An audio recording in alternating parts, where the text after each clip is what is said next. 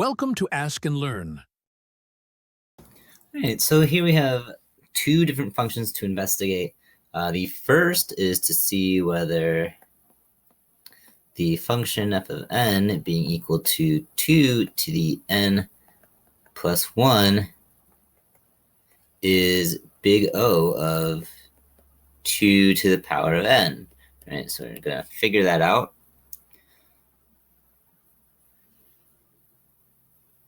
And so we're just going to let initially k equal 0. Okay, so that implies that n must be greater than 0. It's the lowest bound there that we can choose, so it's an appropriate assumption. And then we will take a look and we see that the absolute value of f of n then is equal to the absolute value of 2 to the n plus 1. Okay, but this is equal to 2 times 2 to the n, which is equal to 2 times the absolute value of 2 to the power of n.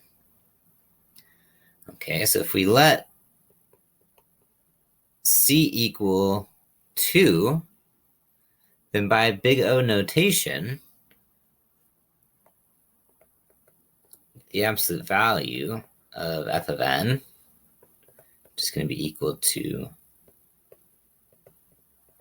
the absolute value of 2 times n plus 1 must be less than or equal to 2 times the absolute value of 2 to the n. All right, we already see that that is true. Okay, so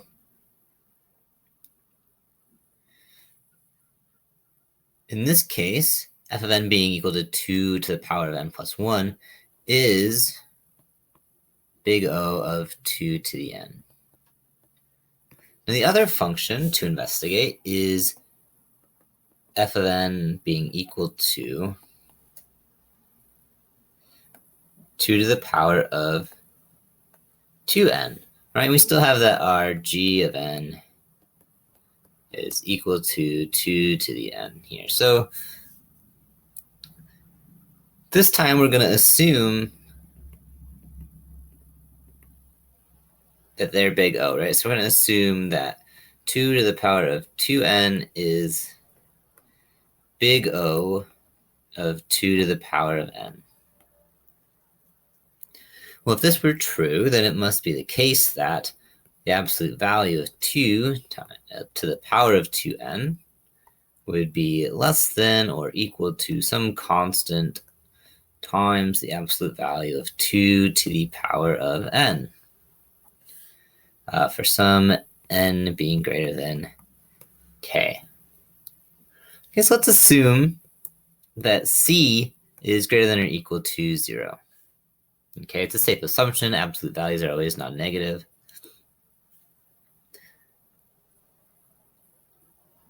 Then we get that 2 to the n times 2 to the n is equal to 2 to the power of 2n, which is equal to the absolute value of 2 to the power of 2n,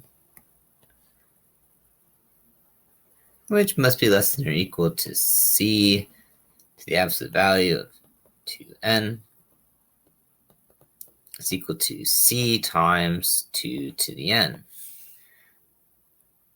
All right, so if we let k be greater than or equal to 0, which is a safe low boundary,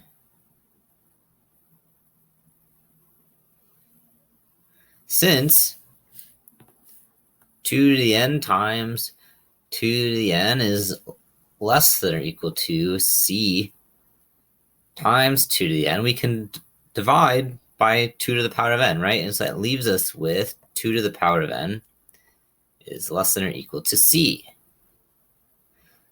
But we have a contradiction.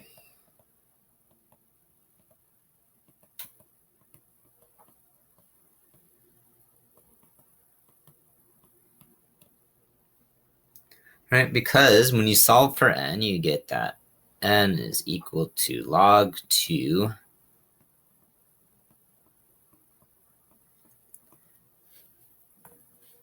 of c plus 1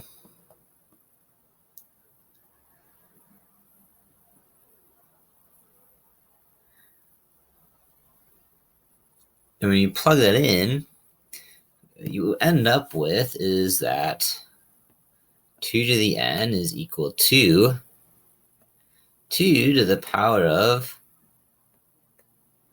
log 2 of c plus 1, which is equal to c plus 1.